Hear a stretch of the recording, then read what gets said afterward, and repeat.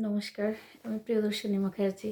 আপনাদের কাছে আজ একটা অন্যরকম ভিডিও নিয়ে এসেছি। অনেকে আমাকে অনেকদিন ধরে কমেন্ট করছে যে কোন রাশির কোন আরাধ্য দেবতা যদি একটু বলে দিতে পারি তো ভালো হয়। কোন রাশি অনুযায়ী আমাদের আরাধ্য দেবতা কে? তো এক তো আমাদের আরাধ্য দেবতা বলতে আমরা ১০ অবতারকেও ভাবতে পারি, আর দশ মহাবিদ্যাকেও ভাবতে পারি। যার যেটা সুবিধে তাকে আরাধনা করতে পারেন। মানে এটা বলতে চাইলাম যে যদি কেউ দেবীর আরাধনা করতে চান দশ মহাবিদ্যার মধ্যে, আর যদি কেউ দেবতার আরাধনা করতে চায় সেখানে ১০ অবতার আমাদের যে আছে সেই ১০ অবতারের আমরা কথা বলে দেবো আমি, যাতে আপনার রাশি অনুযায়ী আপনি সেই আরাধ্য দেবতার পুজো করতে পারেন। অবশ্যই অন্যান্য দেবতার থেকে এই দেবতার পুজো করলে যে আপনার আরাধ্য, আপনি বেশি ফল পাবেন। এটা স্বাভাবিকভাবে বোঝা যায় যে আপনি বেশি ফল পাবেন অবশ্যই। আপনার যে আরাধ্য দেবতা সে আপনার কথা আগে শুনবে। তো শুরু করা যাক আজকের আলোচনা। তো আমি লিখে নিয়েছি, নাহলে আমার বড্ড ভুল হয়ে যায়। তো বলি, একটা আমাদের যে গ্রহগুলো না, যারা অধিপতি আমাদের, সেটা কিন্তু সাধারণত দেখা যায় দুটো রাশি নিয়ে দুটো রাশির একই অধিপতি থাকে। যেমন বলি, মেষ রাশি আর বৃশ্চিক রাশির কথা প্রথম বলি। মেষ রাশি আর বৃশ্চিক রাশির অধিপতি হলো মঙ্গল। তো সেই জন্য মেষ রাশি আর বৃশ্চিক রাশি হচ্ছে নরসিংহদেব এবং বগলামুখী, মানে ১০ অবতারের মধ্যে নরসিংহদেবের পুজো করতে পারে মেষ রাশি এবং বৃশ্চিক রাশির মানুষ। আর দশ মহাবিদ্যার মধ্যে বগলামুখীর পুজো করতে পারে মেষ রাশি এবং বৃশ্চিক রাশির মানুষরা। এবারে বলি বৃষ রাশি আর তুলা রাশির কথা। বৃষ রাশি আর তুলা রাশি এদের অধিপতি হলো শুক্র। তো এই গ্রহের জন্য, শুক্র গ্রহের জন্য কিন্তু অবতার হিসাবে রয়েছে পরশুরাম। ১০ অবতারের মধ্যে যে অবতার রয়েছে সেটা হলো পরশুরাম, এবং দশ মহাবিদ্যার দেবী হিসাবে রয়েছে দেবী ভুবনেশ্বরী। তো আপনার যদি বৃষ রাশি হয় বা তুলা রাশি হয়, তাহলে কিন্তু আপনার আরাধ্যা দেবী হলো দেবী ভুবনেশ্বরী। আমরা সবাই জানি ভুবনেশ্বরীকে ডাকলে খুব বেশি সাড়া পাওয়া যায়। এবার আসি মিথুন এবং কন্যা রাশির কথায়। মিথুন আর কন্যা রাশির অধিপতি হলো বুধ। তো বুধ গ্রহের প্রধান অধিপতি দেবতা হলো বিষ্ণু।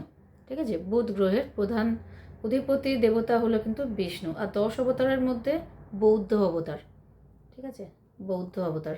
আর দেবী হলেন ত্রিপুরা সুন্দরী। এই ত্রিপুরা সুন্দরী কিন্তু বুধ গ্রহের জন্য খুব শুভ।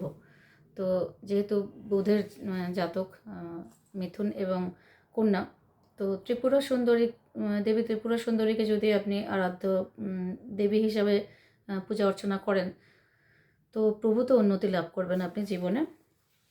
এবার বলি কর্কট রাশির কথা। কর্কট রাশির কিন্তু অধিপতি হলো চন্দ্র।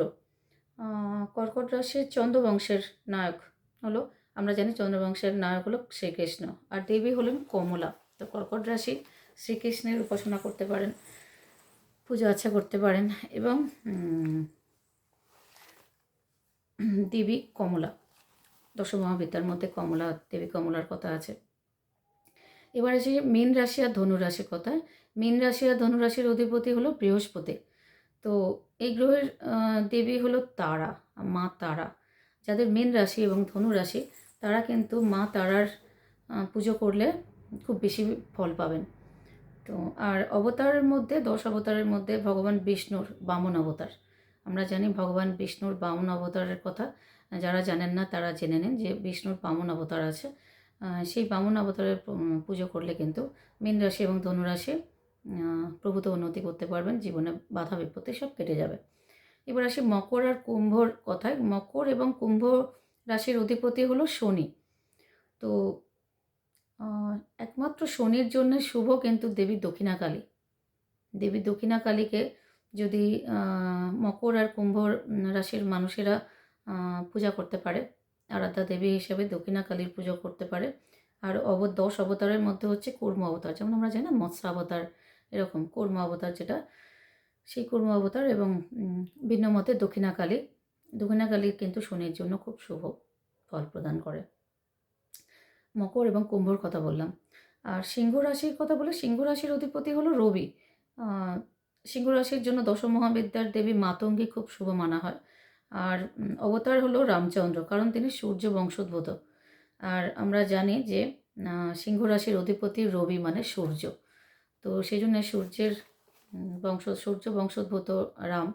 আর সেই জন্য রামচন্দ্রের যদি উপাসনা করা হয় বা শিব পূজাও কিন্তু সিংহ রাশির জন্য শুভ মানা হয়। শিব পূজাও করতে পারেন সিংহ রাশির মানুষেরা। শিব পুজো যদি করতে পারেন তাহলেও কিন্তু সিংহ রাশির জন্য শুভ মানা হয়। তো এবার বলি এই দেবতাদের কীভাবে পুজো করবেন, এই দেবতাদের পুজো আপনারা কি করে করবেন। এই দেবতাদের পুজো বীজ মন্ত্র কিন্তু পাঠ করবেন না। এই দেবতাদের বীজ মন্ত্র পাঠ কিন্তু করবেন না। স্তোত্র পাঠ করতে পারেন কিন্তু বীজ মন্ত্র পাঠ করবেন না। কীরকম? আর একটা কথা বলি, অনেকে প্রশ্ন করতে পারে যে আমার তো এরম ধরনের বগলামুখের ছবি নেই আমার কাছে, বগলামুখের মূর্তি নেই বা ত্রিপুরা সুন্দরীর কোনো ছবি নেই, কিছু নেই।